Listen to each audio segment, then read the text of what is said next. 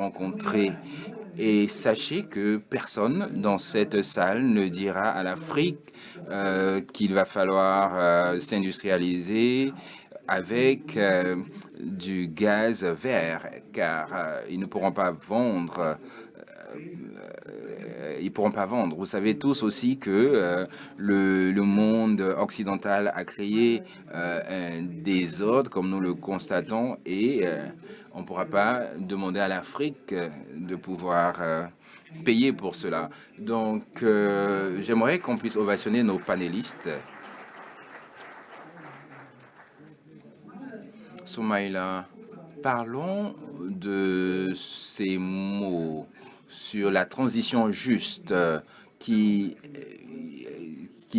enfin, quand on parle du mot juste, enfin, la transition juste, en fait, on a l'impression qu'on ne prend pas le temps de comprendre, en fait, ce que cela signifie.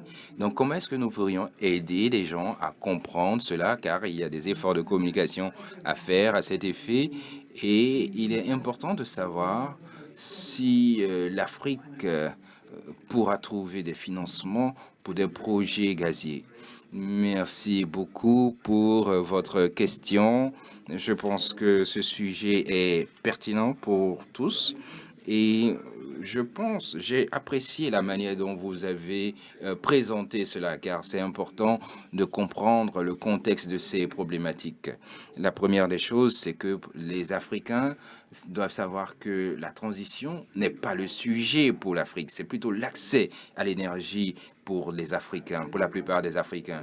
L'accès à l'énergie, pourquoi? Parce que il est inhabituel pour la plupart du temps, et je le dis parce que nous avons près de la moitié du continent, bon, peut-être à peu près 40%, comme on le dit, qui n'a pas accès à l'électricité du tout. Donc, nous avons environ plus de 900 000 personnes qui n'ont pas d'accès à des outils pour pouvoir faire la cuisine, et plus de 80% de la population mondiale utilise en ce moment 6% de l'énergie mondiale, et c'est la raison pour laquelle nous avons 3% de l'émission de carbone qui est générée à l'échelle mondiale. Enfin, l'Afrique constitue seulement 3%. Et pourtant, nous constatons que nous sommes les plus impactés. Et comme il a dit, nous avons des réfugiés climatiques et leur nombre va augmenter. Et nous avons des pertes significatives dans la production alimentaire. Et vous savez que dans certaines contrées de l'Afrique, nous avons une contraction du PIB à hauteur de 8%. Donc, il y a plusieurs problèmes que nous rencontrons en tant qu'Africains en matière de dérèglement climatique et aussi sur le besoin de la transition. Mais pour nous, c'est plutôt l'accès qui prime, et il est important que nous puissions comprendre cette histoire d'accessibilité à l'électricité de sorte qu'on comprenne que la transition, c'est plutôt pour nous de savoir, de faire en sorte que les gens aient de quoi cuisiner, de sorte à pouvoir sauver le continent. Parce qu'aujourd'hui, si nous arrivons à séquestrer le carbone, c'est à travers nos forêts. Donc, il y a plusieurs idées qui sont dites à cet effet, mais il est important de savoir qu'aujourd'hui, la forêt est utilisée pour les besoins de cuisine. Donc, nous savons que nous avons des 5000 mètres cubes de gaz qui a été découvert, mais qui n'est pas exploité du fait du manque d'accès au financement. Donc, nous savons que l'Afrique doit s'industrialiser et elle va nécessiter beaucoup plus d'énergie, car c'est un continent qui aura beaucoup plus de population, d'où l'augmentation de sa consommation. Donc, avec la croissance, nous aurons besoin d'énergie, et nous savons que nous avons plusieurs sources.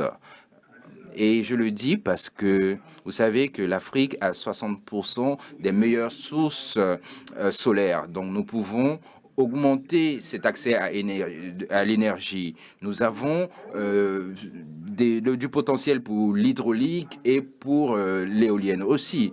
Donc, il y a eu plusieurs études qui ont été conduites qui montrent à quoi ressemble le scénario durable de l'Afrique. Et nous pensons que avec un investissement juste, je pense avec environ 25 milliards par an, c'est-à-dire 1% de ce qui est dépensé sur l'énergie aujourd'hui à l'échelle mondiale.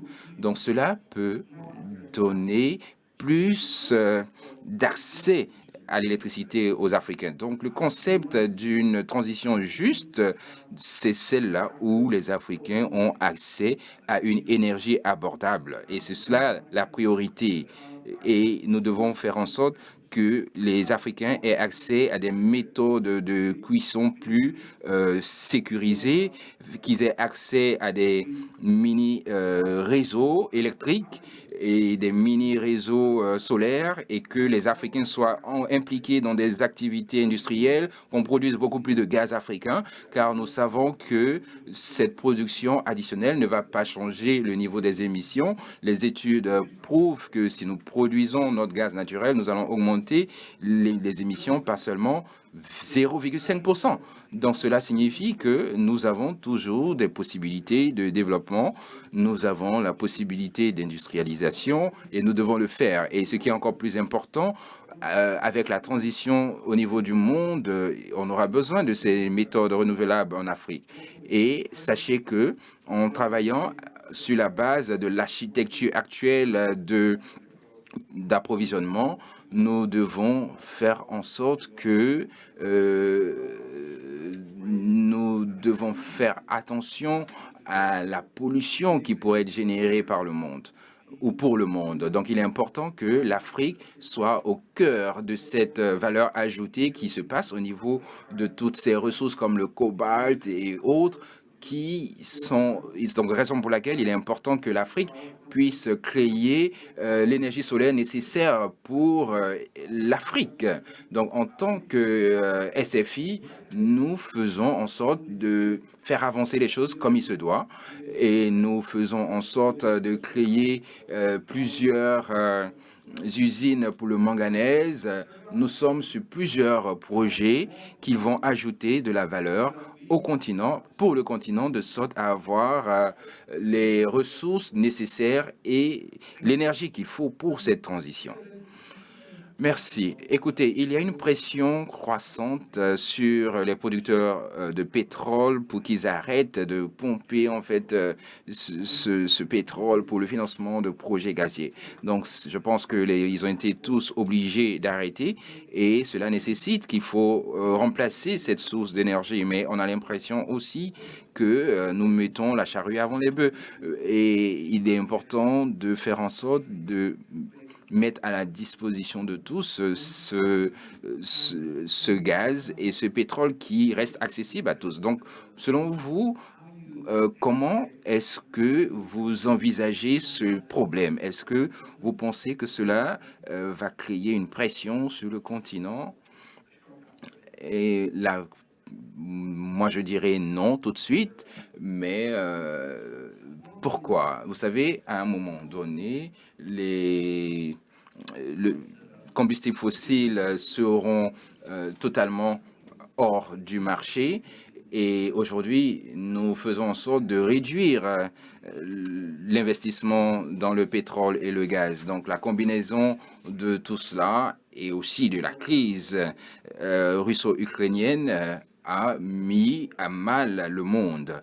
Et cela nous montre en fait à quel point cette chaîne d'approvisionnement de l'énergie peut être touchée. Donc, quand on parle de transition juste, comme mon co-panéliste l'a dit, sachez que quand j'étais à l'université il y a quelques jours et qu'on m'a demandé qu'est-ce qu'était la transition juste, pour moi, c'est la combinaison de deux choses. C'est la décarbonisation et l'amélioration de tout ce qui est développement. Donc, nous devons faire en sorte que l'accès à l'énergie soit possible, et aussi nous devons avoir une structure importante et une approche non biaisée à la transition énergétique, particulièrement au niveau de la technologie. Il n'y a aucune solution qui soit faite pour tous. Donc, sachez aussi que ce n'est pas possible d'avoir un environnement où tout sera totalement renouvelable. Donc, toute source d'énergie, nous avons commencé avec la biomasse, nous sommes passés après au charbon, au gaz naturel, au nucléaire, à la 4e génération, à la fusion. Donc, rien n'a pu remplacer l'autre. Donc, ils se sont plutôt tous agrégés. Donc, aujourd'hui, 25% de l'énergie qui est produite, c'est avec la biomasse. Donc, il y a un mix énergétique et quelques pourcentages pour le charbon aussi, quelques pourcentages pour l'énergie fossile. Donc, nous devons faire attention, nous devons penser à un arbitrage juste, nous devons aussi offrir aux populations une énergie peu coûteuse pour permettre à l'économie de pouvoir croître. Donc, il faut créer un arbitrage entre le besoin de réduire les émissions et le droit au développement des pays. Donc, il faut éviter des situations biaisées parce que c'est une approche technologique. Et ce que je voudrais dire au niveau des décideurs, c'est de prendre tout cela en considération pour éviter une approche biaisée. Donc, on a l'impression que la plupart des nations riches veulent financer une alternative, comme nous l'avons vu en Afrique du Sud, avec le programme GET pour remplacer le charbon, qui, à mon avis, n'avance pas très vite. Mais s'il y a aussi ces grandes promesses où souvent on pense qu'il n'y a pas d'instrument disponible pour ces investissements, pour lier ce désir d'investissement aux opportunités disponibles sur le continent. Donc, comment faire en sorte que ces milliards puissent se transformer en milliers de milliards? Donc, c'est important ce que vous dites. Quand nous parlons d'énergie, et cela fait référence à l'ODD, l'un des problèmes majeurs, c'est de lutter contre la pauvreté. Et cela nécessite que nous nous focalisions là-dessus aussi. Donc l'accès au financement demeure un problème clé chez nous. Et je pense que les solutions sont avec nous. Nous devons simplement être un peu plus ambitieux, nous devons prendre plus de responsabilités et nous approprier plus le problème. Et je pense que si nous avons des plans de développement bien clairs qui prennent en compte l'industrialisation de l'énergie, et que nous démontrons que nous avons la volonté de faire les investissements qu'il faut pour dérisquer les opportunités, et cela va nécessiter le flux de financement. Et je pense que dans un premier temps, en tant qu'Africain, il faut s'approprier la responsabilité de développer notre continent. Et nous devons aussi le faire de sorte à ce que le monde nous suive. Nous ne pouvons pas juste attendre que les milliards arrivent. Nous devons d'abord poser les premiers pas. Et ces premiers pas sont, dans un premier temps, de pouvoir identifier les défis, tracer un chemin pour que nous puissions exécuter ces plans, démarrer l'exécution de ce plan, et ensuite le monde nous suivra. Donc, nous pouvons commencer avec des institutions comme la nôtre. Les gouvernements africains comprennent qu'ils doivent financer des institutions africaines. Nous devons augmenter l'épargne nationale disponible parce que on ne peut pas travailler juste avec des capitaux internationaux. Nous avons besoin de capitaux locaux pour travailler sur le continent et nous devons trouver le cadre pour dérisquer le capital local pour qu'il fonctionne. Nous devons faire en sorte que ils puissent avoir les fonds nécessaires. Nous devons trouver des structures qui permettent des marchés de capitaux durables et nous devons mettre en place toutes ces structures. Des structures multilatérales, enfin des organisations multilatérales comme nous pouvons aider. Nous offrons des capitaux qu'il faut. Et nous pouvons aussi faire en sorte qu'il y ait des concessions financières sur lesquelles vous pouvez vous reposer et pour permettre aux secteur privé d'avancer. Donc, nous devons nous poser la question de savoir quels sont les capitaux disponibles et d'où viennent-ils, comment avoir suffisamment de capitaux locaux, comment aussi faire en sorte d'avoir des fonds de retraite et que les entreprises assurances puissent travailler beaucoup plus dans notre continent. Nous avons eu un projet pilote au Nigeria où nous essayons de mobiliser des fonds à long terme pour investir dans les infrastructures. Donc nous essayons d'étendre ce programme à des projets beaucoup plus importants au Nigeria et nous pensons que cela peut être reproduit dans plusieurs autres pays africains. Donc il faut trouver un cadre pour faire en sorte que les capitaux locaux fonctionnent dans ce pays. On peut avoir des financements mixtes et faire en sorte que les pays africains comprennent que leurs réserves n'ont pas de sens si cela est hors du pays et il faut que ces réserves restent dans le pays, dans le continent, pour qu'il fonctionne pour le pays et pour l'Afrique. Donc, il faut avoir plus de transformation structurelle. Je le dis pourquoi? Parce que, à moins que nous le fassions, que nous puissions passer de matières premières aux produits finis, nous n'allons pas pouvoir capturer la valeur ajoutée. Et nous avons besoin de... Imaginez, par exemple, le Premier ministre ivoirien disait tout à l'heure que tous les pays africains ou que tous les pays producteurs de cacao, imaginez qu'ils n'ont que 7% de cette valeur d'une industrie de plus de 140 milliards de dollars. Et donc, si nous pouvons passer de 7% aujourd'hui à 30%, cela va augmenter le PIB de 75%. Donc, imaginez l'impact que cela aura à travers d'autres pays africains. Imaginez l'impact que cela aura à travers les marchés financiers du monde. Donc, voici des choses sur lesquelles nous devons nous focaliser. Nous devons nous focaliser sur une transformation structurelle et sur l'amélioration des financements locaux. Donc, écoutez, sur la perspective d'une entreprise énergétique, vous voyez, nous, notre production de gaz est 90% distribuée hors du pays et nous produisons aussi de l'électricité au Nigeria, au Congo et dans d'autres pays. Et le secteur qui n'a pas beaucoup d'investissement, c'est l'infrastructure. Donc, pour nous, pour que nous puissions offrir une électricité peu coûteuse et fiable, il est important que nous ayons les infrastructures. Malheureusement, nous n'en avons pas. Et aujourd'hui, les gens sont obligés d'utiliser de l'énergie beaucoup plus polluante et beaucoup plus coûteuse. Donc, voici là où on peut faire la différence en tant qu'institution de financement. Donc, nous parlons de cette nature incrémentale. Donc, est-ce que les carburants bio sont une option? Le biocarburant, par exemple? Donc, je pense que l'Afrique a un avantage concurrentiel pour certaines raisons assez claires.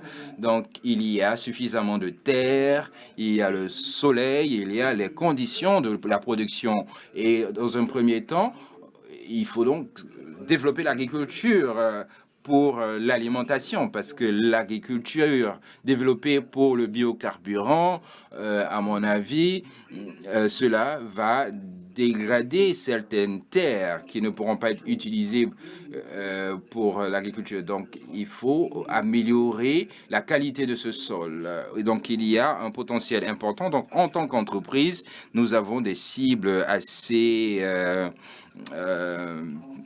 importante de pouvoir générer plus de 700 000 tonnes par année avec un modèle assez simple qui va créer de l'emploi, qui va garantir des revenus importants pour les agriculteurs et faire en sorte que cela soit en lien avec la transition. Donc, Donc, avant ce panel, par exemple, j'ai eu l'information que notre rêve ou notre ambition serait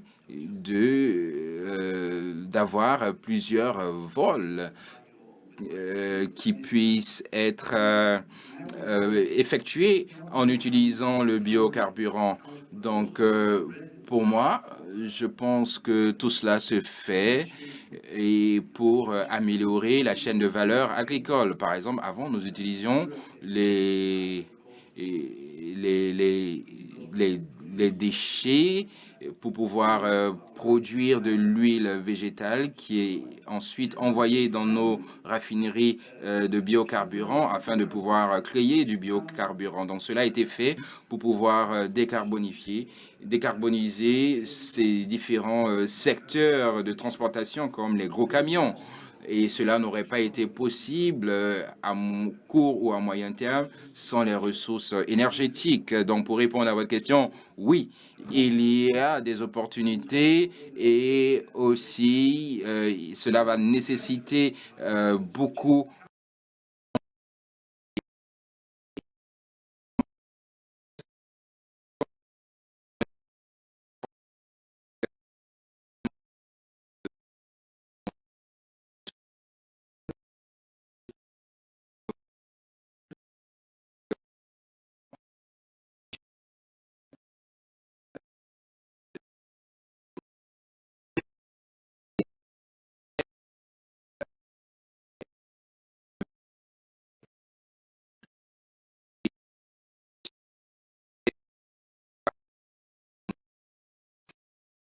de cuisson.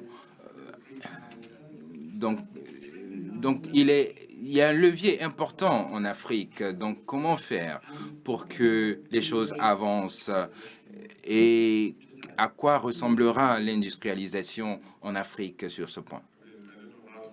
Je ne sais pas vraiment comment répondre à votre question, mais je vais le faire de manière optimiste. Vous savez, la réalité est que nous parlons beaucoup et nous agissons peu. Nous entendons tous ces mots sur ce qui doit être fait, mais rien ne se fait. Et encore une fois, vous savez, c'est la seule planète que nous avons et nous avons à prendre la responsabilité de sauver notre planète. Nous devons nous focaliser sur ce que nous devons faire. Et encore une fois, pour nous en Afrique, ce que nous devons faire, c'est d'abord avoir une orientation claire pour notre développement. Nous devons avoir suffisamment d'indépendance en matière d'énergie et nous devons développer le mix énergétique comme il le faut. Donc, en développant le gaz naturel, nous devons voir comment réduire les émissions et aussi essayer d'être efficace. Par exemple, nous devons avoir des normes qui empêchent l'importation d'énergie trop lourde. Par exemple, les voitures d'occasion, notamment. Donc, il faut investir dans un réseau de transport beaucoup plus intéressant. Nous devons utiliser des lumières LED, des lumières LED. Donc, il faut se focaliser sur ce qu'il y a à faire. Maintenant, nous avons fait beaucoup de choses pour mobiliser les financements. Et en tant qu'Africains, prenons l'initiative et investissons pour pouvoir bâtir notre continent. Soulignons le besoin d'élever et ce besoin en matière de décarbonisation, faisant en sorte que tout le monde sache que notre cadre que nous avons pour ce crédit carbone, c'est qu'il y a des incitations pour pouvoir avoir un arbre, mais pas d'incitation pour que l'arbre demeure. Donc aujourd'hui, ce n'est pas juste. Donc, il faut mettre en lumière le fait qu'il y a des choses qui ne soient pas suffisamment rationnelles. Donc, nous devons nous focaliser sur comment nous pouvons développer nos populations et faire en sorte qu'ils puissent se l'approprier. Nous devons faire en sorte que les Africains puissent prendre la responsabilité pour cette transition énergétique. Nous devons utiliser des carburants beaucoup moins polluants et ça doit être un choix. Donc nous devons choisir de bâtir un meilleur continent pour les générations africaines à venir. Guido, final thoughts. Yeah, I mean, Alors, je veux pas me dissocier de ce que mon copanéliste a dit. Je pense que je vais juste donner quelques exemples sur ce que nous faisons ici en Côte d'Ivoire. Nous développons en fait le gaz. Nous avons un projet sur le gaz et nous distribuons du gaz sur le marché domestique. Et bien sûr, avec la production d'économie et d'énergie, voilà, nous faisons donc du business sur ce point-là. Et nous faisons aussi du business avec le carburant. Nous regardons aussi les énergies renouvelables et nous faisons aussi la formation sur l'utilisation, bien sûr, et nous mettons en avant, voilà, le capital humain, bien sûr, pour le biocarburant. Et nous devons commencer à construire, on va dire, de manière basique, hein, et devons aussi privilégier les aspects pragmatiques de toutes nos actions. Et dans plusieurs pays, comme en Côte d'Ivoire, nous faisons la même chose au Congo, au Kenya, nous faisons la même chose en Angola, bien sûr. Et j'ai envie de vous dire que cette approche est une approche qui va nous permettre de travailler sur un long terme. Et ça va permettre de pouvoir faire face aussi à ces crises qui incrémentent, en fait, et aussi la crise de gaz par rapport à la Russie. Et ce que nous allons faire aujourd'hui et ce que nous faisons dans les pays limitrophes, c'est de pouvoir gérer, en fait, ces différentes pipelines. Parce que ces pays-là demandent plus de gaz. Et ce gaz doit venir... Et vient, bien sûr, ce gaz est produit et vient de ces pays-là parce que nous avons investi dans ces pays-là. Nous avons aidé l'économie de ces pays-là à croître. Et donc, du coup, ça nous permet donc de pouvoir avoir une vision bien plus claire et de pouvoir gérer les investissements dans ce pays-là. Ça permet aussi de développer ces pays-là et de leur donner la possibilité de pouvoir faire...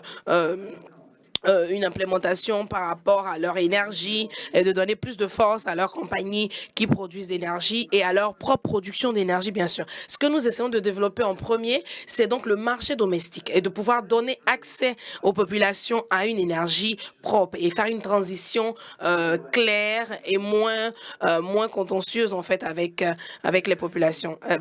Merci. Merci, très chers participants. Tonnerre d'applaudissements pour notre participant.